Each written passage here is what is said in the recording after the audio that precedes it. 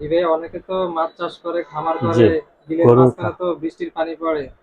এমন কোনো ক্যামেরা আছে পানি পড়লেও সমস্যা হবে না? আছে মানে water proof camera, dual water lens, proof একসাথে ক্যামেরা দুইটা ক্যামেরা, একটা সোজা থাকবো।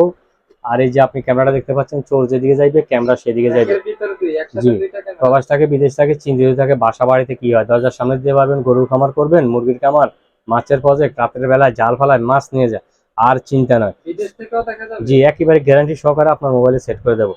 এটা দুইটা সিস্টেম হচ্ছে, একটা হচ্ছে 4G আর একটা 4G ছাড়া।